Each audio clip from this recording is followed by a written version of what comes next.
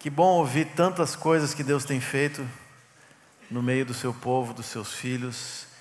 Ele realmente é muito bom. E essa música que cantamos agora, né, que fala da fidelidade de Deus, como disse um irmão aqui, né, tem que ser cantada, como disse o César, tem que ser realmente algo do nosso interior, porque Deus é muito bom. E algum tempo atrás, o Fernando da Denise falou aqui sobre paternidade e ele reforçou muito exatamente isso que nós estamos cantando, né? Nós temos um pai que é amoroso, bondoso, e muitas vezes falhamos por não conhecer ele como pai. Nos falta ver que nós somos filhos e temos um pai amoroso. E naquela vez ele usou um exemplo que eu acho excelente para descrever essa bondade de Deus que é manifesta no Evangelho. Embora esteja lá no Antigo Testamento, mas para mim é uma história que tem a essência do Evangelho, que é o encontro de Davi com Mefibosete. Não sei se vocês vão lembrar que o Fernando usou essa figura aqui. Mefibosete era neto de Saul, filho de Jonatas, e quando Davi assumiu o trono, ele se escondeu, né? Acho que os parentes de Saul foram tudo embora com medo que o Davi se vingasse deles. Mas Davi tinha outro coração. E ele tinha uma aliança com Jonatas de cuidar, de guardar da família.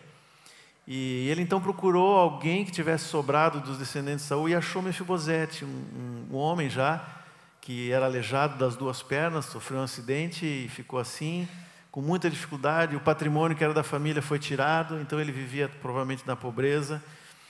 E Davi acha esse homem e diz: agora eu vou te devolver tudo que era do teu avô e do teu pai, mas tu vais comer na minha mesa. Mesa fala de comunhão, né? É como se estivesse adotando Mefibosete como seu filho. E aí o Mefibosete, lá em 2 Samuel, capítulo 9, ele diz assim: mas meu rei, meu senhor, né? Quem sou eu? Um cão morto. Ele usa essa expressão. Mefibosete não sabia, certamente não sabia, mas essa mesma expressão Davi tinha usado para Saul. Lá em 1 Samuel, Saul perseguindo ele, diz: por que está me perseguindo, meu rei? Eu sou um cão morto. Então, eu acho que Deus usou isso para lembrar Davi: olha, misericórdia com esse homem, como eu tive de ti. E quando o Fernando falou sobre isso, eu lembrei de um texto aí no Novo Testamento que para mim tem a mesma essência do Evangelho, que é a parábola do filho pródigo. Porque assim como o Mefibosete é aquele filho mais novo da parábola, nós somos assim, um cão morto, né? Sujos, estávamos nas trevas. Deus não olhou para nada disso. O Davi nem deixou o Mefibosete terminar o discurso dele dizendo que ele era muito ruim, né? Ele poderia ter dito: realmente está todo sujo aí, Mefibosete, né? Ou ele poderia ter dito: não, tu é um homem muito bonzinho, coitadinho. Davi não falou nada disso. A condição daquele homem não importava. O que importava era o amor e a misericórdia do rei, que o acolheu, o limpou, o restaurou. E a mesma coisa lá na parábola do filho pródigo. Aí eu pensei: eu vou olhar de novo, porque sempre que a gente volta a algumas coisas básicas do Evangelho, Deus fala conosco. Mas não fiz isso na época, e acho que umas 2, 3 semanas depois, o Clayton Hall veio aqui e pregou sobre o filho pródigo. Não sei se vocês lembram, aliás, recomendo as duas para vocês olharem, está lá no site, no YouTube.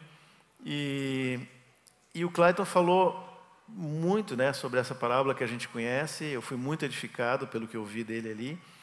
Mas no início ele disse assim que ele gosta tanto dessa parábola que ele volta de tanto em tanto, né?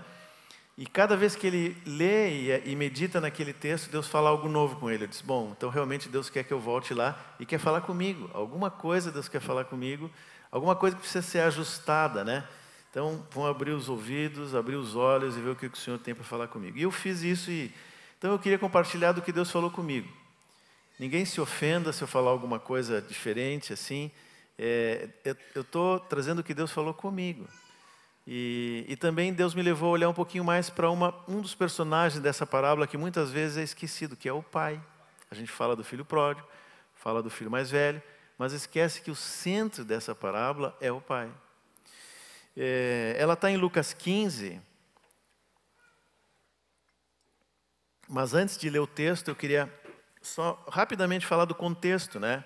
Lucas 15, 1 diz assim: Aproximavam-se de Jesus todos os publicanos e pecadores para ouvir, e murmuravam os fariseus e os escribas, dizendo: este recebe pecadores e come com eles. Então, aqui tem duas classes, né? Publicanos e pecadores de um lado e fariseus. Os publicanos eram, assim, legítimos traidores da nação, porque eles eram cobradores de impostos, não é por isso que eles eram traidores, né? A gente tem a Receita Federal aqui, nenhum deles é traidor da pátria, né? Na verdade, ninguém gosta muito de pagar imposto, mas quando o imposto volta para o próprio país, para a população, está ok. Mas aqui, esses homens pegavam imposto e entregavam para Roma. E Roma fortalecia o exército que oprimia Israel. Então, eles eram odiados pela nação, né? E os fariseus e os escribas, por sua vez, olhavam não só esse aspecto, mas também olhavam a questão da lei, como eles eram impuros por ter essa relação com o estrangeiro.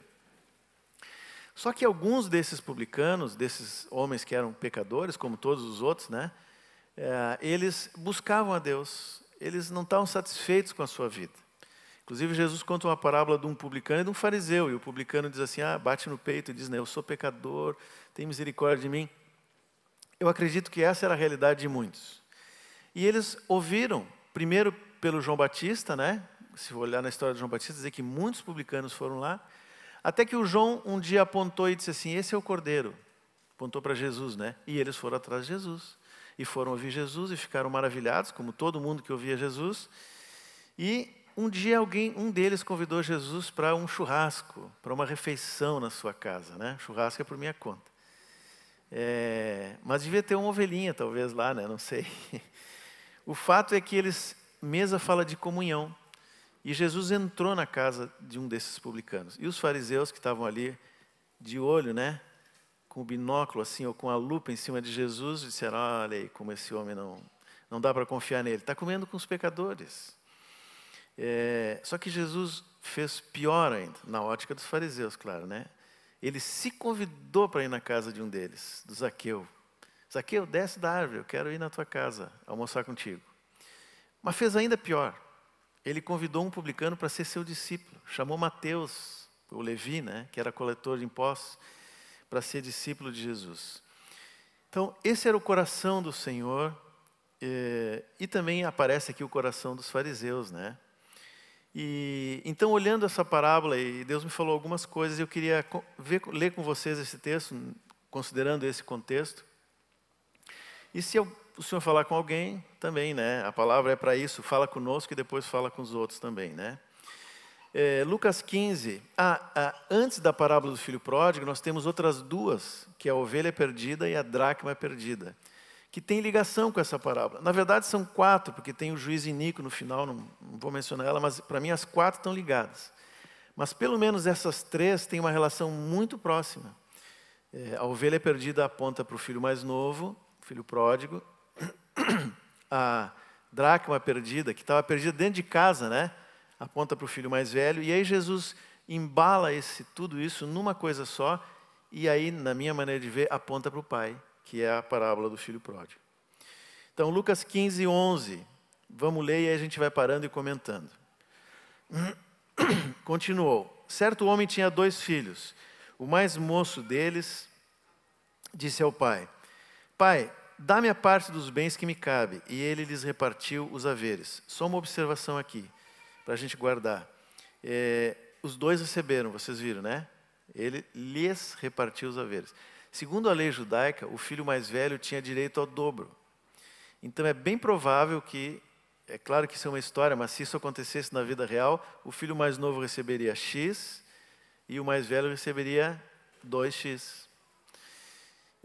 Versículo 13. Passados não muitos dias, o filho mais moço, ajuntando tudo que era seu, partiu para uma terra distante e lá dissipou todos os seus bens, vivendo dissolutamente. Depois de ter consumido tudo, sobreveio àquele país uma grande fome e ele começou a passar necessidade. Então ele foi e se agregou a um dos cidadãos daquela terra e esse o mandou para os seus campos a guardar porcos. Ali desejava ele fartar-se das alfarrobas que os porcos comiam, mas ninguém lhe dava nada. Então essa é a história do filho mais novo, o início da parábola.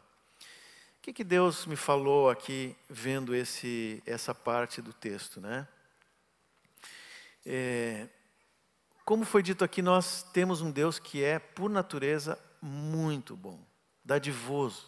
Ele nos dá mais do que nós precisamos. Como todo pai, né, que é bom, que é dadivoso, ele não tem problema de dar para o seu filho. Ele quer ver a melhor roupa, a melhor comida, a melhor escola. Se nós somos assim, muito mais o nosso pai. E Deus nos dá coisas assim. Porém, o problema é que às vezes nós pegamos o que Deus dá e colocamos isso num lugar mais alto que o próprio Deus. As coisas e as bênçãos de Deus muitas vezes podem ter mais valor para nós do que a simples comunhão diária com Ele, que é nosso Pai. E aí Deus me fez a primeira pergunta, né? Será que eu tenho dado maior valor ao que eu recebi de Deus do que a Ele próprio? Será que nós temos feito isso? Ou talvez não recebemos, mas queremos muito. Às vezes a gente fica pedindo algo assim por muito, muito tempo e parece que aquilo toma um tamanho tão grande que a gente esquece que o que é mais valioso, que é a presença do Senhor, está ali presente a todo momento.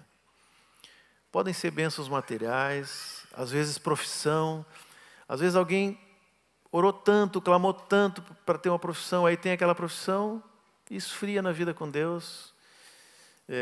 Ou esquece alguma coisa que Deus falou. Às vezes são dons, capacidades naturais que o Senhor nos dá. Sempre me chama a atenção, às vezes, o esporte, as artes, alguma coisa assim. Coisas que tomam muito tempo. Se você quer ser o top, né, o número 1, certamente não vai conseguir. Vai ter que escolher, vai ter que priorizar algumas coisas. E às vezes alguém que recebe uma capacidade, inteligência, cognição.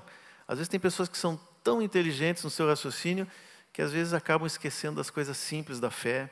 Enfim, ministério, aquilo que nós fazemos para o Senhor, às vezes tem um tamanho tão grande. Às vezes nós não temos alguma coisa, mas queremos aquilo e se torna tão grande que nós esquecemos que Deus é tudo.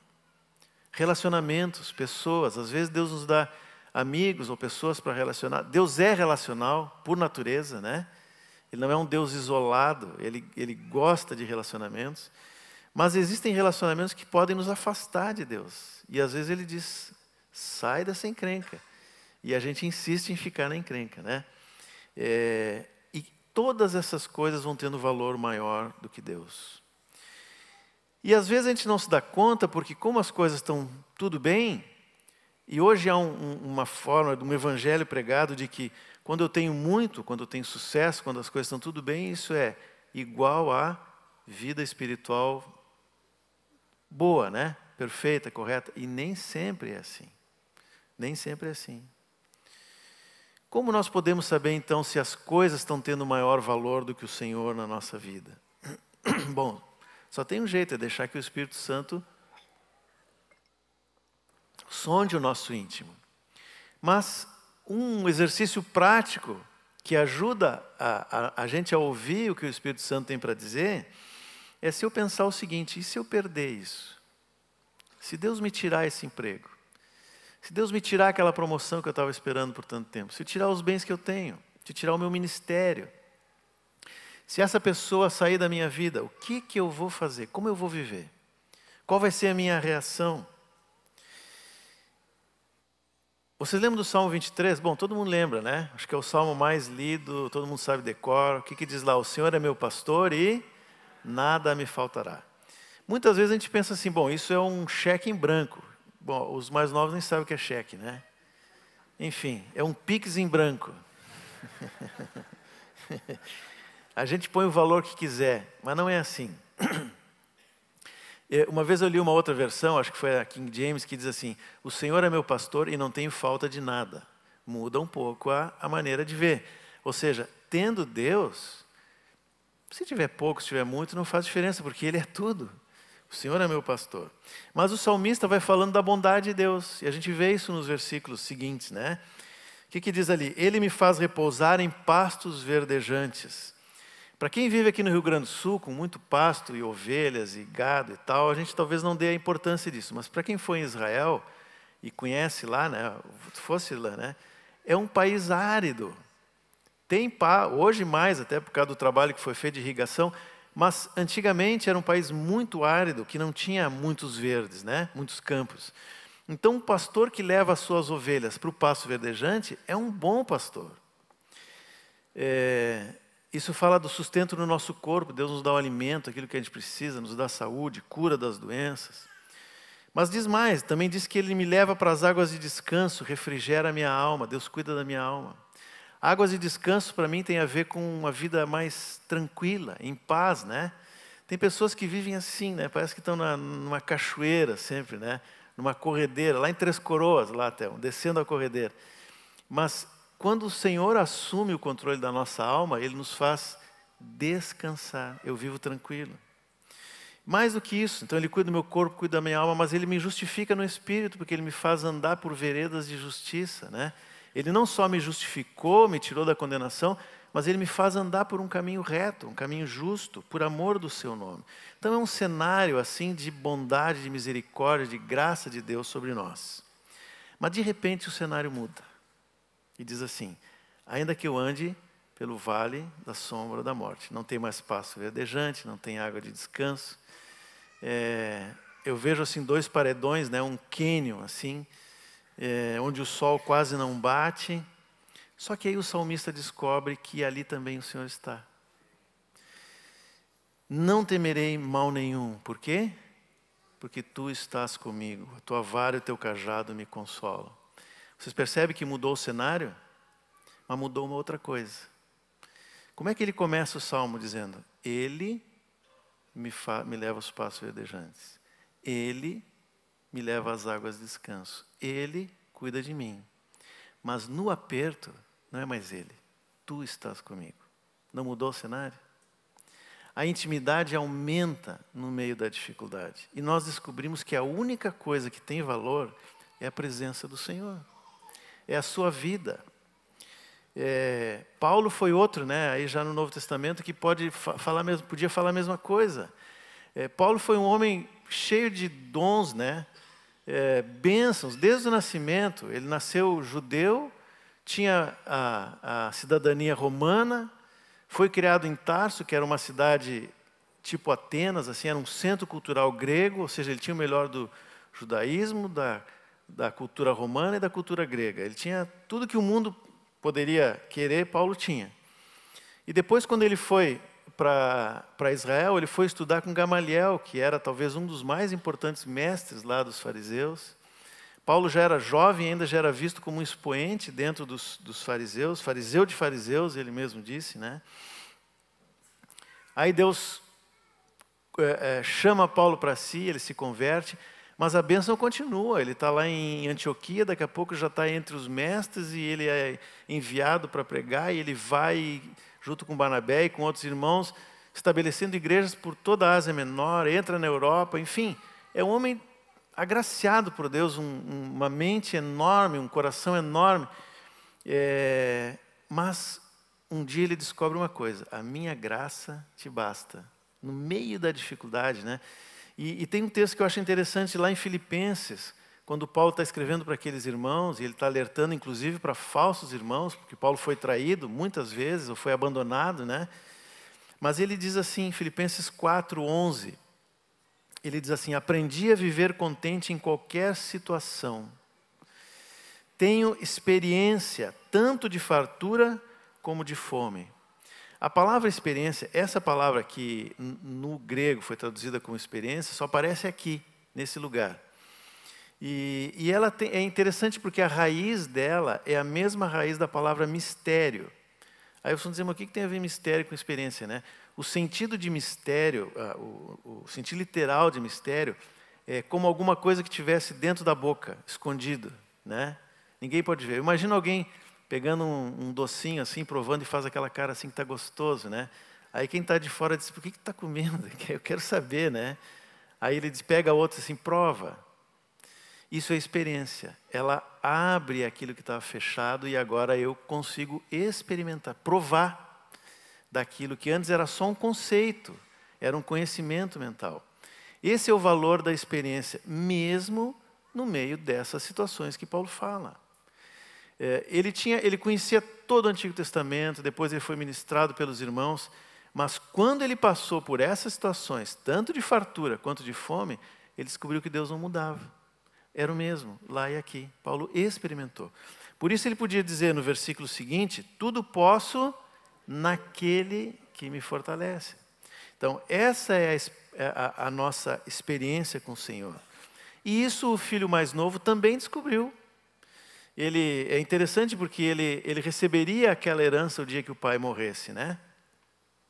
Mas ele resolveu adiantar. É como se ele dissesse assim, olha pai, tu é um homem forte, né? Tipo Ismael, assim, os outros irmãos aqui. Acho que tu vai demorar para morrer. E eu, quando receber essa herança, já vou estar velhinho também. Então me adianta esse valor.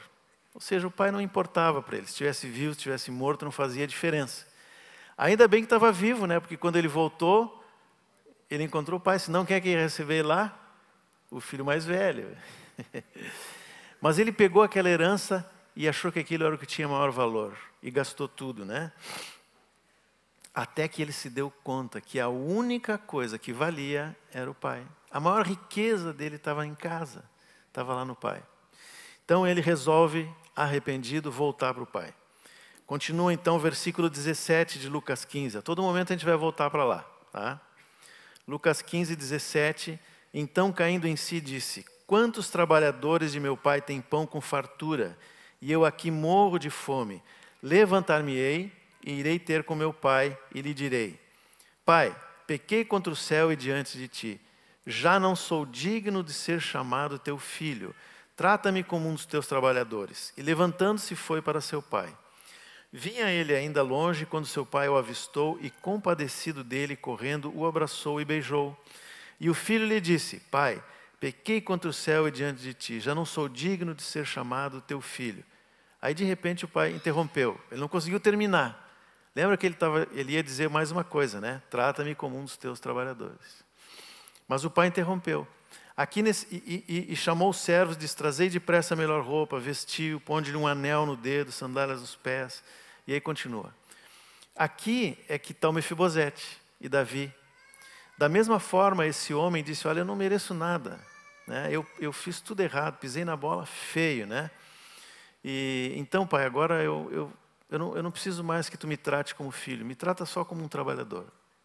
Ainda bem que ele não disse essa segunda parte. Porque o coração do pai era de recebê-lo como filho, não como trabalhador, como filho.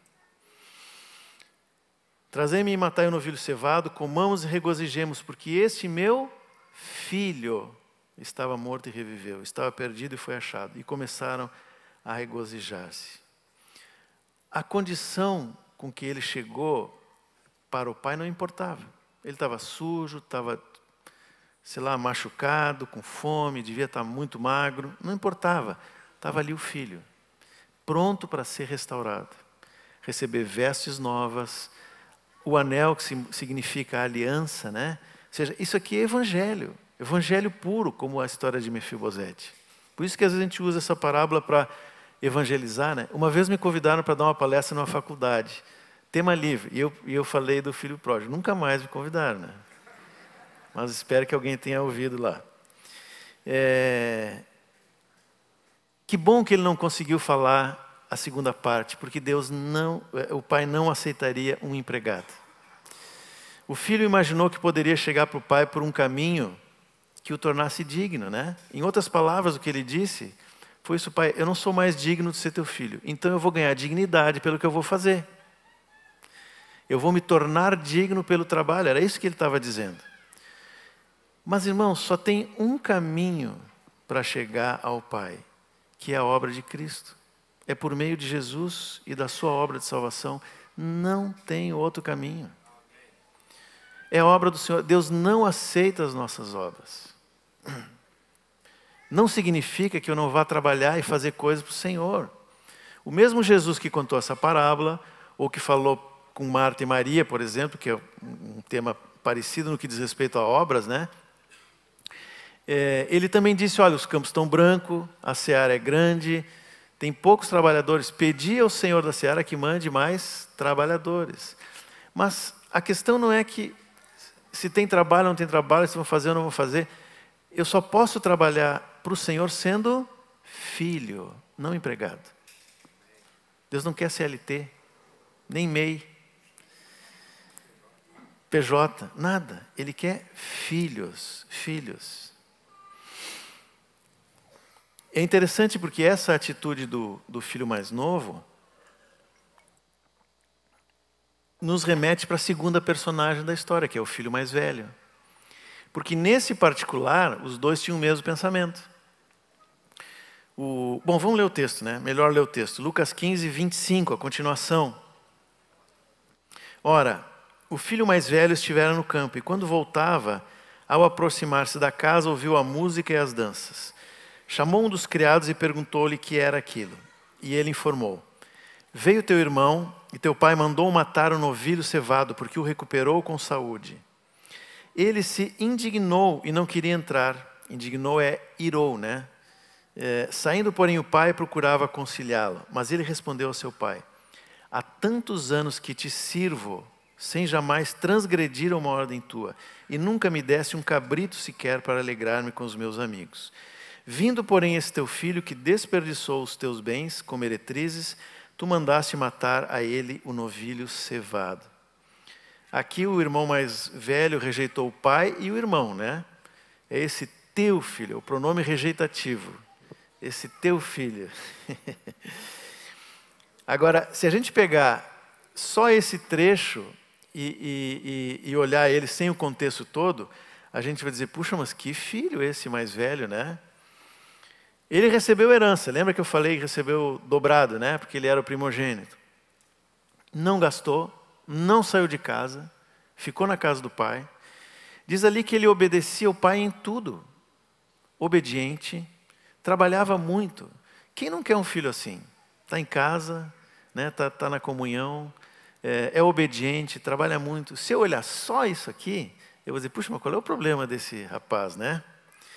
O problema não era o que ele fazia, mas o que o movia interiormente. O que levava ele a fazer aquilo, né? E a sua motivação interior tornou sem valor tudo o que ele fazia. Porque o pai, por mais bem que ele fizesse, o que o pai queria era o amor de um filho. Naquela hora, o que havia no interior se tornou manifesto do lado de fora. E ele então, vendo o que o pai fez com outro irmão, e esse é um ponto importante para a gente entender, ele vendo que o pai tinha perdoado e restaurado aquele irmão sem merecer, não tinha mérito, o filho mais novo, ele então se indignou e se irou. É como se ele dissesse para o pai, né? Pai, tu está me tratando injustamente. Eu não sou digno desse tratamento. Eu quero um tratamento melhor. Se o teu filho, meu irmão, que fez isso, recebeu isso, eu quero um tratamento melhor. É o que ele estava dizendo. O que isso nos ensina, irmãos? Que nós não podemos desenvolver a nossa vida e nossos relacionamentos, especialmente com o Senhor, unicamente na base do merecimento, daquilo que nós fazemos, ou do que somos. Não significa que eu vou fazer de qualquer jeito, que eu vou desconsiderar um princípio que é básico na palavra, que é do semear e colher, né?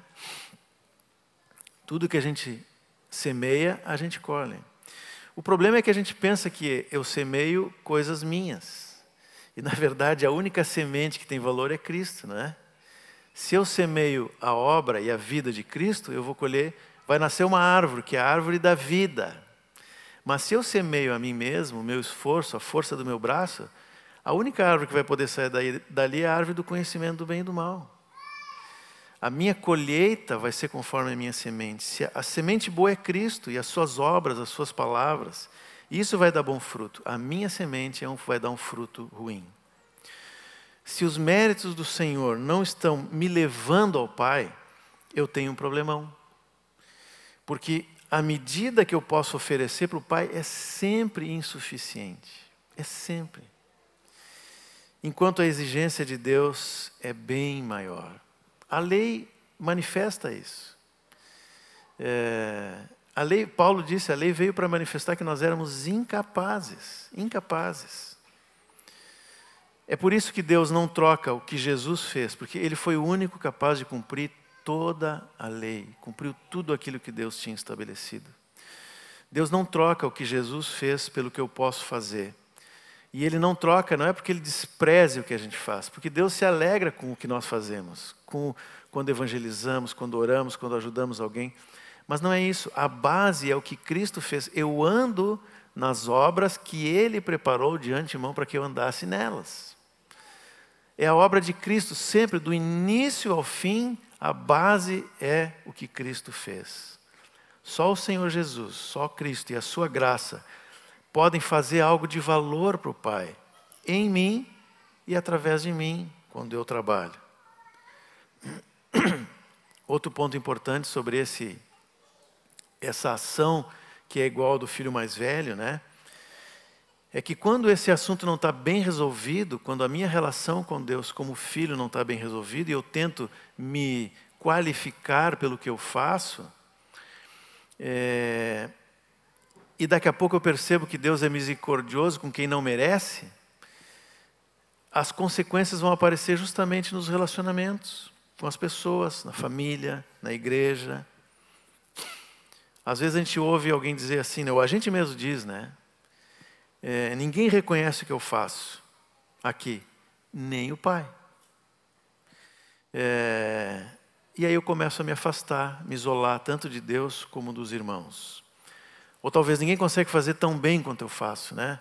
E dão valor para uma coisa de valor inferior, enfim, um trabalho que não é igual ao meu. Então nós somos tentados a agir assim. Mas o Senhor não aceita o trabalho feito dessa forma. Não aceita nada que nós possamos dar se Cristo não é a base.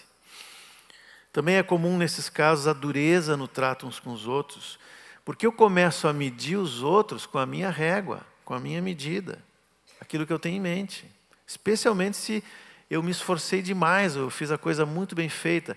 Então eu vou exigir do outro a mesma medida. Só tem um problema. E Jesus disse lá em Mateus 7, 1 e 2, né?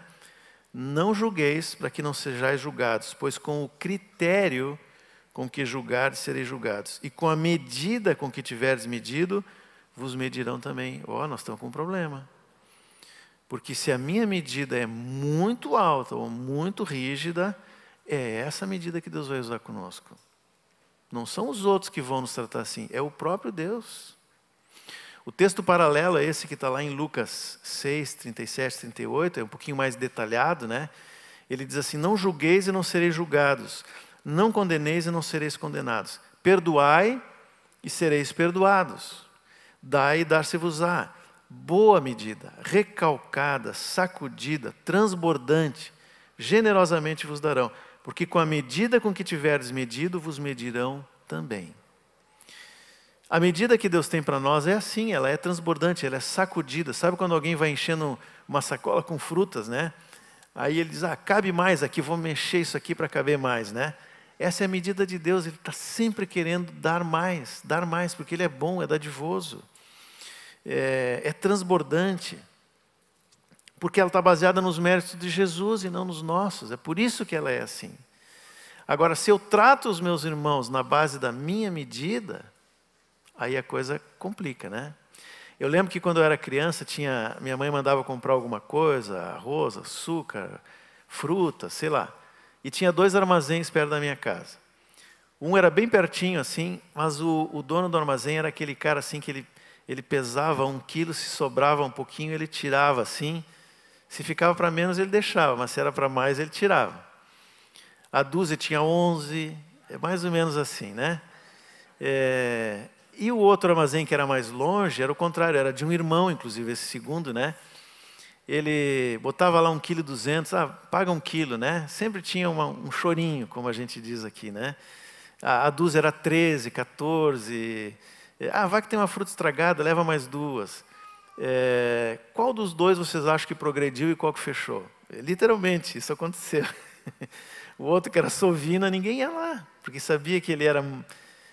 Então, até na nossa vida prática isso acontece. A pessoa que é dadivosa, ela naturalmente recebe dos outros na mesma medida. É isso que o Senhor está dizendo. E não significa que a gente vai baixar o padrão do Senhor para ser misericordioso. Esse é um engano que a gente tem. A fidelidade à palavra, o padrão de santidade de Deus, ele é pleno. A exigência é a mesma. Só que nós temos a graça de Cristo para chegar lá. Por isso que quando eu trato com os meus irmãos, nessa base da graça e da misericórdia, eu vou ser cheio de paciência, cheio de misericórdia, cheio de amor, mesmo não baixando o padrão.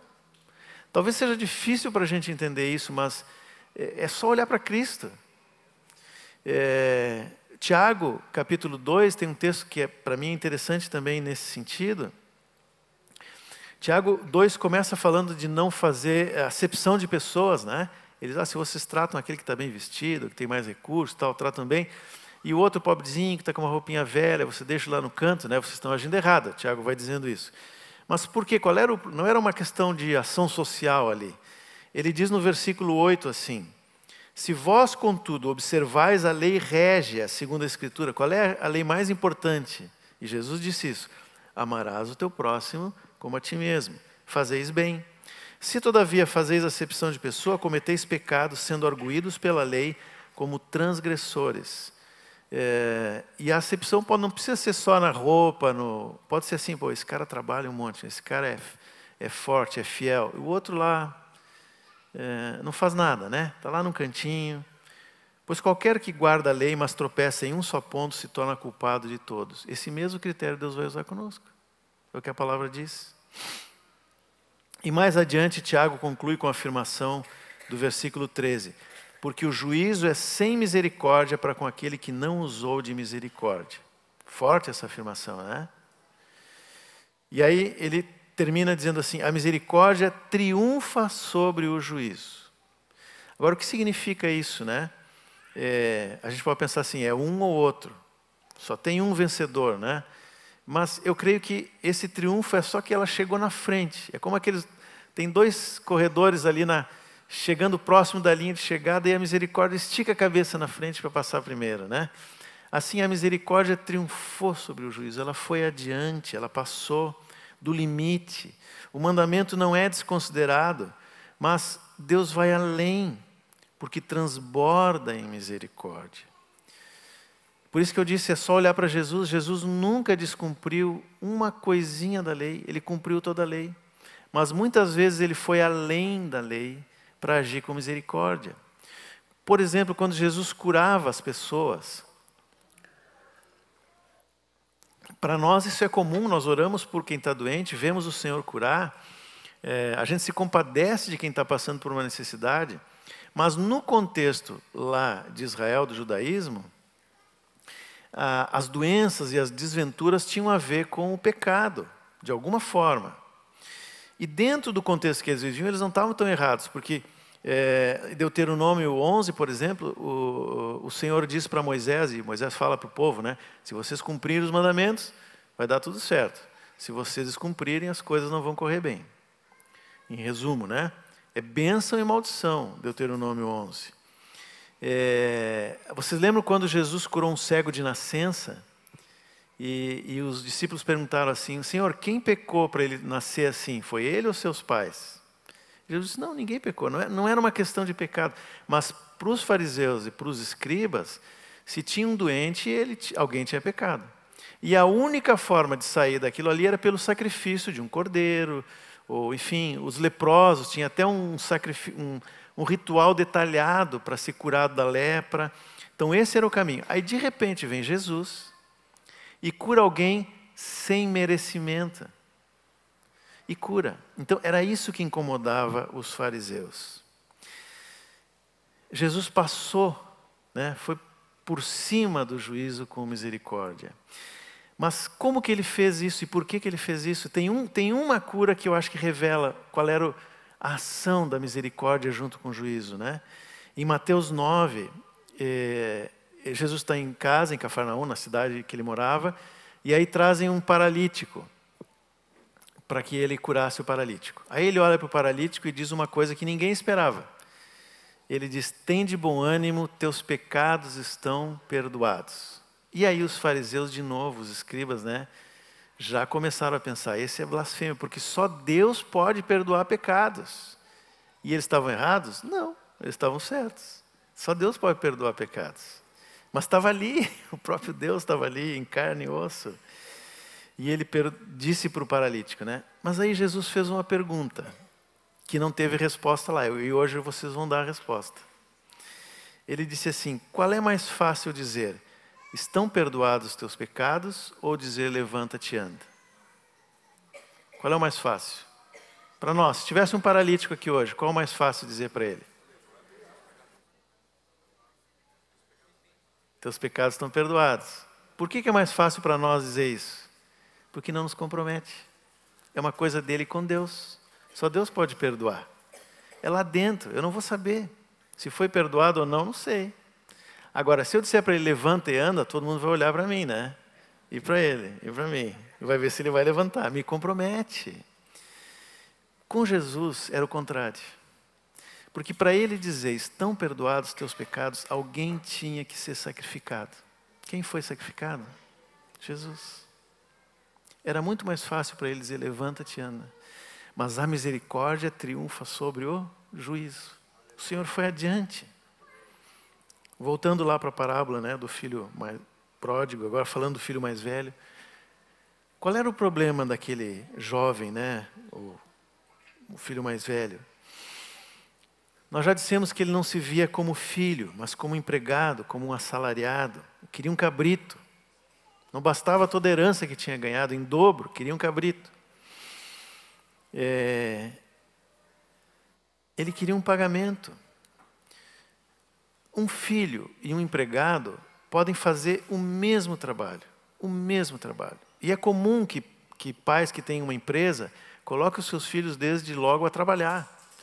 E muitos deles, sabiamente, colocam o filho no trabalho mais simples, para que ele vá crescendo, né? E vá aprendendo, vá conhecendo. Então, um filho e um empregado, alguém que tem um contrato de CLT, podem fazer exatamente a mesma coisa, mas com alvos e motivação completamente diferentes. O empregado não tem vínculo familiar e de amor com o seu patrão. Ele tem um contrato. Obrigações de cada um. A obrigação dele é trabalhar e a do patrão é pagar o salário. Se o patrão não paga, ele reclama. Viu, Ervino? Aqui teve a primeira reclamatória aqui, ó, do filho mais velho. Queria um cabrito.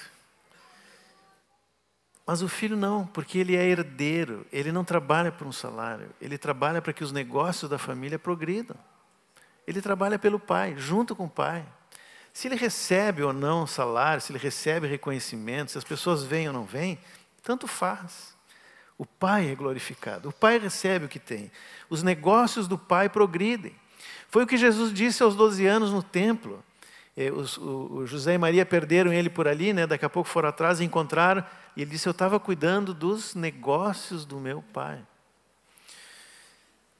Por incrível que pareça, esses dois filhos da parábola não se viam como filhos, mas como empregados, como servos, como escravos, talvez, que é a palavra correta no original, né?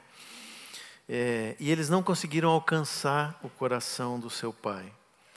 Nenhum deles entendia o amor que o pai tinha por eles como filhos e o desejo de plena comunhão com os dois.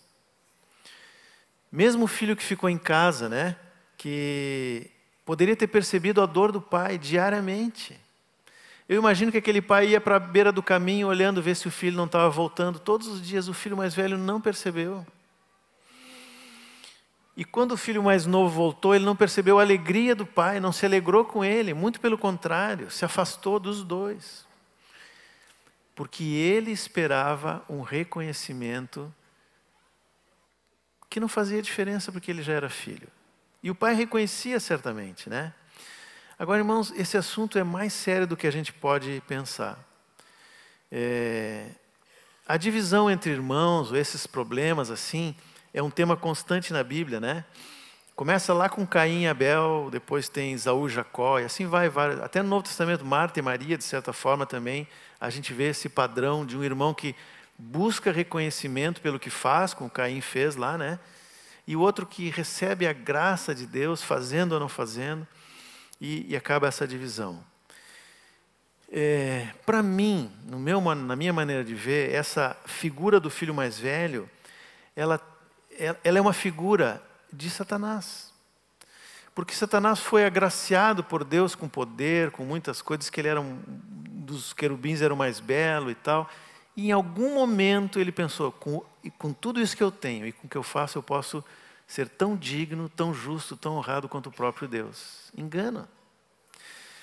E caiu por causa disso, né? Só que quando Deus pegou da terra, de um planetinha pequenininho, insignificante no universo, fez um ser e diz para ele, tu é a minha imagem e semelhança, tu vai ser meu filho.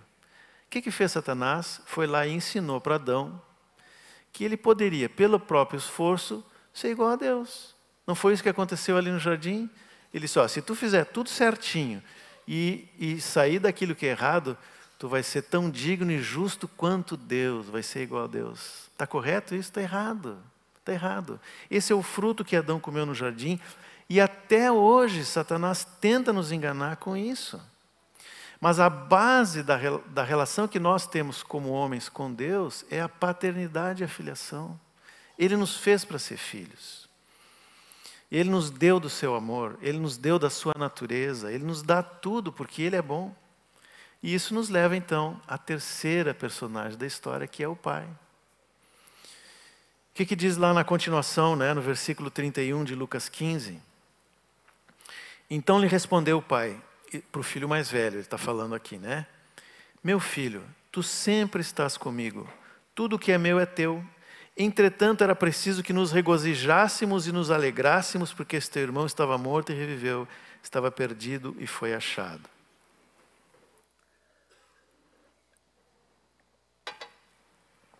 Aqui para mim é onde Jesus queria chegar com essas parábolas. Era revelar o Pai, o amor do Pai, a sua misericórdia e aquilo que o Pai mais abomina, mais do que o pecado, a solidão. O pecado nos separa de Deus, mas Deus é relacional, Ele quer viver conosco, Ele quer filhos.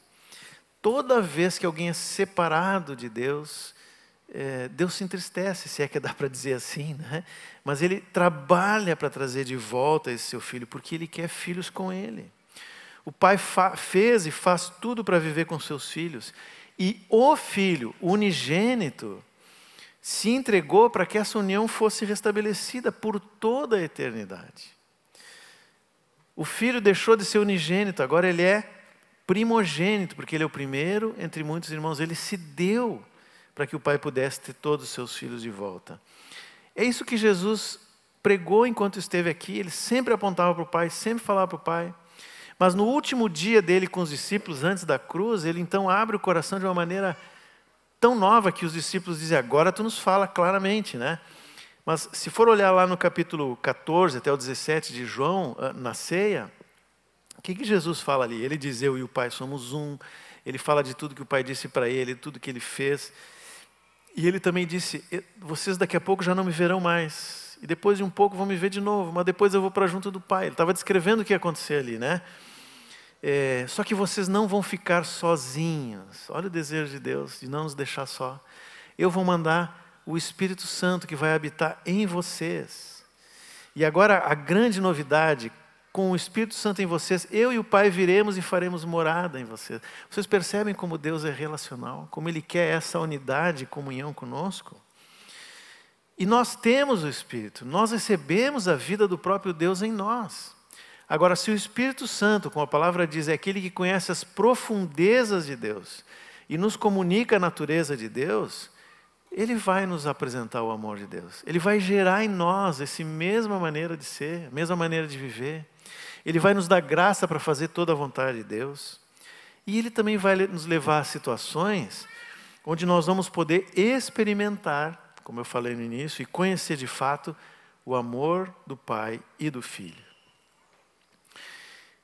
Tem uma história na Bíblia que eu acho que exemplifica muito bem como Deus nos faz conhecer do seu amor, que é a história de Abraão e Isaque. Abraão é conhecido, em primeiro lugar, como o pai da fé, né? Um homem que vivia em Ur, uma metrópole para a época, cheio de idolatria. Aí lá no meio de Ur, Deus acha Abraão e diz, sai da tua terra, sai da tua parentela, que eu vou te levar para a terra prometida. Para uma terra, né? Prometeu. E Abraão confiou em Deus, por isso ele é o pai da fé. E ele saiu e foi. E depois ele teve várias experiências em que ele pôde provar que aquilo que Deus prometia, ele cumpria. Tudo que Deus falou, Deus foi fazendo, né? Abraão foi tendo certeza, convicção, esperança, usando a linguagem bíblica, de que Deus cumpre o que promete. Mas tinha uma promessa que Deus fez lá no início para Abraão, quando ele tinha 75 anos, que era tornar ele pai de muitas nações. Inclusive mudou o nome, que significa isso, né? Pai de muitas nações. Depois ele mudou. Mas era uma promessa lá de trás. Só que Abraão não tinha filhos. Ele tentou com Ló, não deu certo. Depois tentou com Ismael, não este, né? O outro lá. Esse dá certo. Mas aquele lá não deu certo. Não era isso que Deus tinha para Abraão. Aí Deus reforça para Abraão e diz, olha, a tua descendência vai ser como a areia do mar, como as estrelas do céu. Mas é um filho que eu vou trazer através de Sara. Eu vou fazer vocês fecundos, depois dos 70, 80, 100 anos, né? E realmente, Abraão tinha 100 anos, 25 anos depois que ele saiu de Ur e que recebeu a primeira promessa de Deus, nasceu Isaac, o filho da promessa. Isaac cresceu e em algum momento, que nós não sabemos exatamente qual foi, mas provavelmente foi bastante tempo depois, o tempo entre o nascimento de Isaac e a morte de Sara é 37 anos. E os estudiosos apontam aquele momento em que Deus pediu Isaac em sacrifício como mais perto dos 30 anos, por ali. Então Isaac já era um homem, já tinha convivido com seu pai por muito tempo, já tinha uma amizade entre os dois, um amor, né? Aí em Gênesis 22, Deus disse para Abraão, pega teu filho, teu único filho, o filho a quem amas, e dá em sacrifício. Por que Deus fez essa prova com Abraão? Será que Deus precisava dizer, bom, não sei, não estou muito certo desse Abraão aí, não sei se ele é verdadeiro ou não. Deus precisa disso? Não precisa, Ele sonda mente e corações. Ele conhece o nosso interior, Ele conhece a palavra, a Bíblia diz, antes que eu a profira, antes que ela saia da minha boca, Ele já tem todas as palavras sabidas. Sabe o que eu vou dizer? Deus não precisava disso para conhecer o íntimo de Abraão. Bom, mas talvez Abraão precisava dessa prova. É verdade, Abraão, mais uma prova, embora ele já tivesse dado várias, né, ao longo da vida. Só que eu creio que Abraão cumpriu isso no primeiro dia. Porque Deus falou com ele, e o texto lá de Gênesis 22 diz que de madrugada, Abraão conversava, eu imagino, com Deus no fim da tarde, né? Como era o hábito deles na viração do dia. Naquela noite, ele providenciou todas as coisas, e de madrugada, diz o texto bíblico, ele pegou a lenha, o filho, eu acho que um jumentinho, né? E foi em direção ao Monte Moriá. Ali Abraão provou que ele estava obedecendo. Ele não argumentou com Deus, ele não pediu assim, me dá uma semana para pensar. O Isaac faz aniversário no mês que vem, deixa eu primeiro aproveitar o aniversário. Nada, Abraão não falou nada. Ele não argumentou como tinha feito com Sodoma, lembra, né? Se tiver 50 justos, se tiver 40, 30, foi baixando. Ele não argumentou, ele não fez nada, ele obedeceu. Ele cumpriu exatamente o que Deus tinha falado. Agora, vamos colocar no lugar de Abraão. O filho da promessa. E Hebreus diz que ele tinha certeza que Deus poderia trazer de volta, né? Mas isso não muda a dor daquele pai, sabendo que ele próprio teria que sacrificar o seu filho.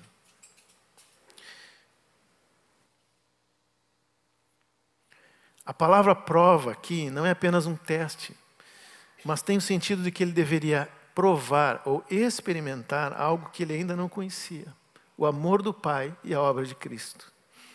Foram 3 dias até o monte. E para mim não é coincidência a semelhança com o tempo lá do Calvário. 3 dias. Ou o tempo de Jonas, dentro do peixe. Ou o tempo de Paulo, cego. Parece que Deus, nessas situações, nos comunica do seu coração.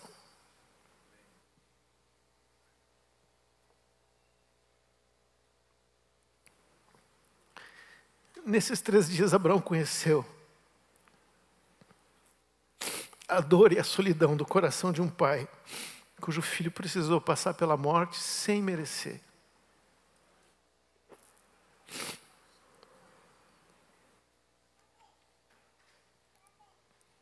E Isaac também participou disso, experimentou tudo isso junto com seu pai, porque ele também se entregou. Ou vocês imaginam que um homem de 120 anos poderia pegar um de 30, amarrar, levar força, botar em cima. Não, Isaac se entregou. A única coisa que Isaac perguntou foi, pai, Não tem um cordeiro que possa me substituir? Obrigado. Assim como Jesus perguntou no Calvário, ou no Getsemane, Pai, se possível, afasta de mim esse cálice. Ou, Pai, por que me abandonaste? Quando Abraão estava para sacrificar Isaac, uma voz veio e disse, Abraão, não faz mal para ele. Segura essa faca, segura o cutelo. E apareceu um cordeiro. Mas no Calvário, essa voz não veio. Nenhuma voz segurou a mão do soldado romano que machucou Jesus com um flagelo, que era uma coisa terrível, arrancava pedaços da pele. Ou com aquela coroa de espinhos, espinhos grandes, eu imagino, que entraram na cabeça do Senhor. Os cravos, enfim. Vocês sabem qual é o quadro. O Pai viu tudo aquilo, permitiu tudo aquilo, por amor a nós. Alguém pode pensar, bom, mas que pessoas que valem tanto que o Pai tenha dado o seu filho, um filho perfeito, para salvar essas pessoas. Não, foi por pecadores, idólatras, rebeldes. Abraão entendeu na prática o amor de Deus. Conheceu o coração do Pai, que amou o mundo de tal maneira que deu seu Filho unigênito, para que todo que nele crê não pereça, mas tenha vida eterna. Aprendeu a sublimidade do sacrifício de Jesus, vendo o seu Filho se entregar prontamente, de forma mansa, como Isaac fez. Por isso que Jesus podia dizer, Abraão viu o meu dia, porque viu mesmo, viu ali. Não era só conhecimento, era algo vivido, experimentado por ele. Agora, qual é o resultado disso? A gente vai ver mais adiante que Deus se refere a Abraão como amigo. Abraão, meu amigo. Um amigo é aquele que passa por essas horas com a gente. O amigo não é o que está na festa, o que está na brincadeira, também, né? Que bom ter os amigos com a gente. Mas na hora da dificuldade, se mostra um amigo. Essa é a amizade que Deus quer ter conosco, não só com Abraão. O outro que era amigo de Deus, do Senhor Jesus, era João, seu discípulo, amigo mais próximo. Deitava sobre o peito do Senhor, ouvindo ele falar todas as coisas, né? Viveu uma vida longa, tentaram matar João de tudo que a forma, não conseguiram. Até que um dia mandaram ele para Patmos. E lá ele experimentou a solidão, de novo. E no meio ali de Patmos, ele recebeu a maior revelação que ele poderia receber. O plano de Deus de resgatar todos, né? Ele recebeu o Apocalipse, a revelação. Deus mostrou para João, João, tu não está sozinho, olha para o outro lado, né? Eu estou guardando a minha igreja, eu vou resgatar todo mundo. Por isso que tudo aquilo que João escreveu, os estudiosos dizem que foi depois de Patmos. Então as cartas, o Evangelho, o Apocalipse, por óbvio, né? São carregados do amor. João fala constantemente o amor do Pai, o amor aos irmãos. Não dá para separar as duas coisas. Por quê? Porque ele conheceu o coração de Deus. E nós, estamos dispostos a conhecer o coração do Pai dessa forma? Dispostos a perdoar, a compreender o outro, dispostos a não sermos compreendidos quando a gente faz alguma coisa, talvez até ser injustiçado, ou pelo menos aos nossos olhos, para mantermos um relacionamento verdadeiro de amor com o Pai e uns com os outros? Porque é isso que significa.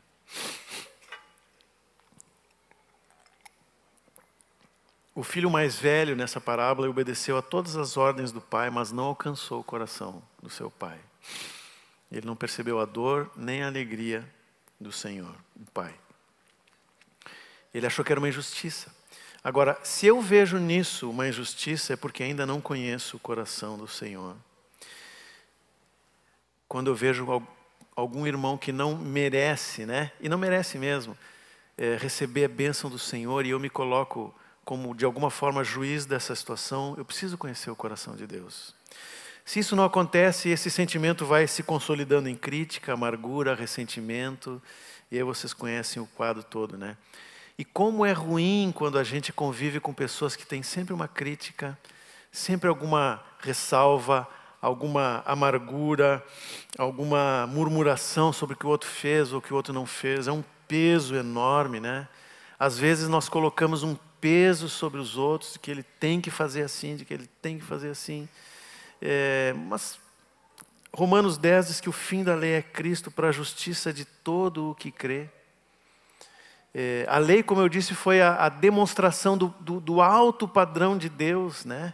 Algum homem tinha que atingir esse padrão, mas ninguém conseguiu atingir, até que Cristo atingiu. Quando Ele atingiu, cumpriu a lei. E a partir dali, todos nós andamos desse ponto para cima, porque estamos em Cristo. E o que acontece nesse ponto? Nós descansamos. Hebreus 4, 3 diz assim: nós, porém, que cremos, entramos no descanso de Deus.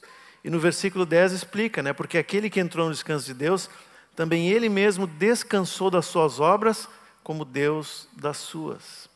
Agora, quando nós não compreendemos isso, irmãos, nós nunca descansamos. Nós trabalhamos, parece que a gente nunca chega naquele ponto. E aí, quando eu vejo alguém que está parado, eu pego ele e diz: vão trabalhar. Eu não dou descanso, nem para mim, nem para o outro. Mas eu preciso conhecer o coração de Deus e descansar na sua provisão. Isso não significa, eu vou repetir de novo, né, que nós não vamos fazer coisas para o Senhor. Nós temos muita coisa para fazer, tem muita gente para ganhar, mas como que eu vou fazer isso sem conhecer o amor de Deus?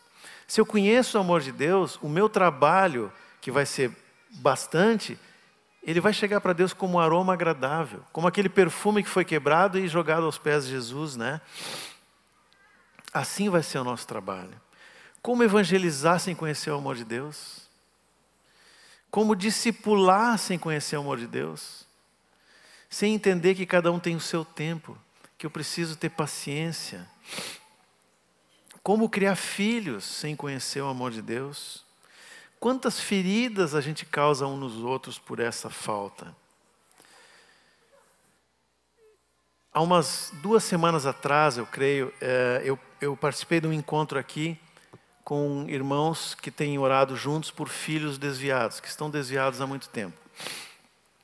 Eu acho que vocês viram, teve um irmão da Argentina que esteve aqui, o Néstor, e ele compartilhou da experiência dele, de um filho que se desviou, e depois ele chamou outros irmãos que estavam na mesma situação, e eles começaram a orar pelos filhos.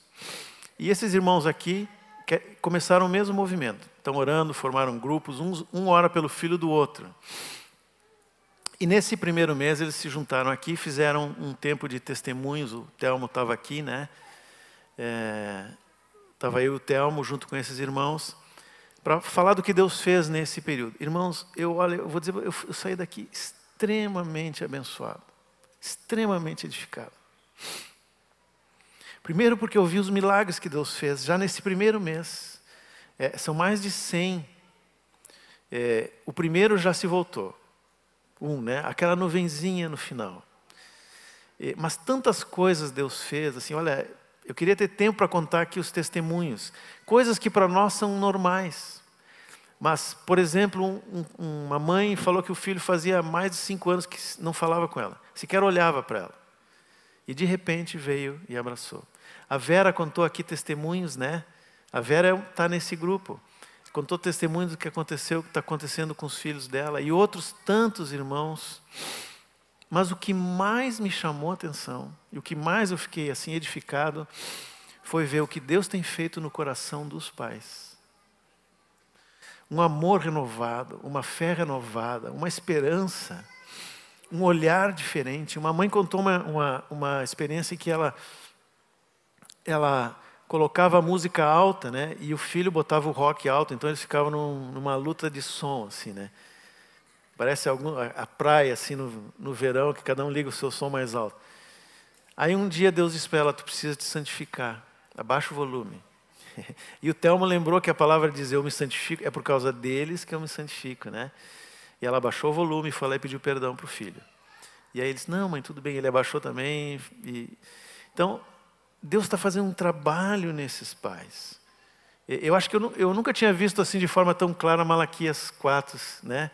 Voltando o coração dos pais aos filhos e dos filhos aos pais. Nós vamos ver, eu tenho plena convicção, nós vamos ver esses filhos retornando. Mas não é só com eles que Deus tem que fazer esse trabalho, é conosco. O nosso coração tem que se voltar assim para todos, aqueles que estão em casa, os que estão fora, os perdidos lá fora, o meu irmão. Essa parábola parece que não tem um final, né? A gente não sabe se o filho mais velho voltou para dentro de casa, se reconciliou com o pai, com o irmão. Esse é o final ideal, é o final que Deus espera, né? Sentaram à mesa, usufruíram da comunhão. Por isso que lá, esse texto de Malaquias não fala só para pais que têm filhos longe, ele fala de um modo geral. Ali em Malaquias diz que antes do dia do Senhor, Deus vai gerar isso em todos nós. Um coração como o dele, voltado para os outros, né? Esse é o final que Deus deseja. Mas tem um final alternativo, e é isso que a gente precisa cuidar. Porque lá em Mateus 7, depois que fala do julgamento uns aos outros, da medida e tal, no versículo 22, Jesus diz assim: muitos naquele dia hão de dizer-me, Senhor, Senhor, porventura não temos nós profetizado em Teu nome não expelimos demônios, em Teu nome não fizemos milagres? Então lhes direi explicitamente, nunca vos conheci. Não há intimidade comigo. O amor do Pai é contagiante.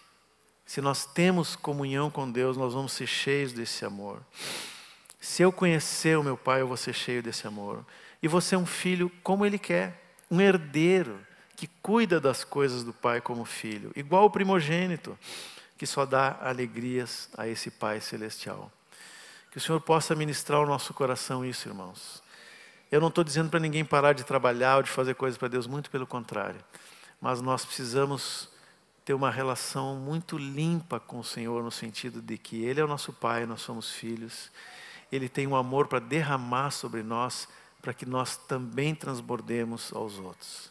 Amém?